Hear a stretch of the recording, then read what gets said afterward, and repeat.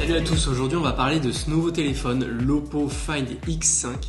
D'abord, qu'est-ce que vous allez retrouver avec cet Oppo Find X5? Vous allez avoir un superchargeur de 80 watts qui vous permet de recharger la batterie à 50% en seulement 12 minutes. C'est juste génial quoi. Après, vous allez avoir un câble USB, un adaptateur USB-A vers USB-C, un guide de démarrage rapide et aussi une carte de garantie internationale qui fonctionne dans les revendeurs agréés dans 62 pays dont la France.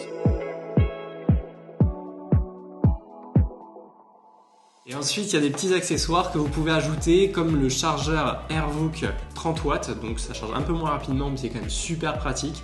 Et il y a aussi ces écouteurs sans fil, les Oppo Enco, que moi j'ai pu tester à l'occasion d'un voyage à Minorque il y a quelques jours et qui sont vraiment super cool. Au niveau du design, ce téléphone il est fin, les lignes sont élégantes et épurées, le dos il est en verre mat. Et le toucher est très soyeux en fait, c'est très doux. Je trouve que la prise en main est immédiatement super légère, donc ça c'est vraiment très agréable. Maintenant parler des atouts de ce téléphone et plus particulièrement du modèle photo qui se trouve ici, qui a été co-développé avec Hasselblad. Et il y a vraiment des super belles surprises à l'intérieur.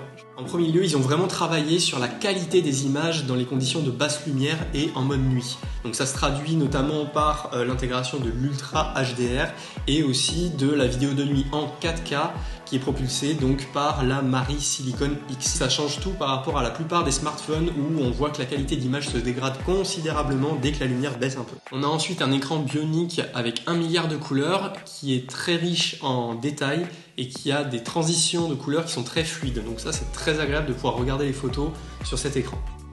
Concrètement, le partenariat avec Hasselblad il se traduit à plusieurs niveaux. Ils ont intégré donc des modes pro, un étalonnage des couleurs et aussi des modes par exemple X-Pan pour faire des panoramas qui sont très intéressants. Il y a même un obturateur dont la sonorité rappelle ceux des Hasselblad. Donc l'expérience utilisateur est super agréable. L'expérience d'Hasselblad, elle se voit tout de suite dans le traitement des JPEG. On a des couleurs qui sont naturelles, riches, éclatantes, mais pas trop saturées. Et c'est super appréciable parce que la plupart des téléphones ont tendance à trop saturer les couleurs ou à avoir trop de détails. Voilà. Là, on a des images qui sont tout de suite exploitables et belles. Il y a une fonctionnalité pour moi qui pourrait faire chavirer pas mal de pros et d'amateurs de belles images parce que c'est quelque chose que moi j'avais pas encore vu sur un téléphone et je trouve que c'est super intéressant, ça ouvre vraiment le champ des possibles.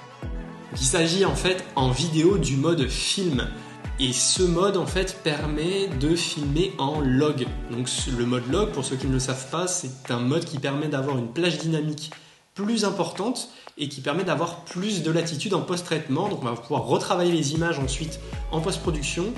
On a un seul mode par contre de vidéo, donc c'est 4K 30 fps et c'est en BT 2020. On a la présence de 3 objectifs, un super grand angle, un x1 et un zoom x2. C'est intéressant, ça permet de varier les images, varier les plans et de dynamiser globalement la vidéo. On peut aussi ajouter un histogramme et la règle des tiers, ce qui permet d'améliorer la composition et aussi de vérifier qu'au niveau de l'exposition, on est bien dans les clous. Sur le Find X5, on a une stabilisation qui est numérique, à la différence du Find X5 Pro qui a une stabilisation optique sur 5 axes. La stabilisation numérique, moi j'ai eu l'occasion de la tester, elle est très intéressante, donc il faut bien savoir qu'il y a un petit crop dans l'image, c'est-à-dire que l'image est un peu recadrée pour justement compenser les mouvements. Ça reste super exploitable et super intéressant parce que du coup on peut filmer à main levée, donc sans stabilisateur type gimbal ou quoi, et avoir des résultats qui sont très propres. En conclusion, ce Find X5, je sais pas trop si je dois le considérer plus comme un smartphone ou comme un appareil photo. Les fonctionnalités qu'il embarque bouleversent. C'est pas courant quand même d'avoir un mode log, un mode 10 bits, un mode RAW plus JPEG et ce partenariat avec Hasselblad apporte vraiment un plus globalement dans l'expérience utilisateur et la qualité des images qui sont produites. En tout cas, une chose est sûre, c'est que ses performances et sa polyvalence en font un outil idéal au quotidien mais aussi en voyage. D'ailleurs, je suis parti 4 jours à Minorque avec ce téléphone, le Find X5, pour le tester en conditions réelles. Et vous pouvez visionner la vidéo que j'ai réalisée sur cette chaîne YouTube.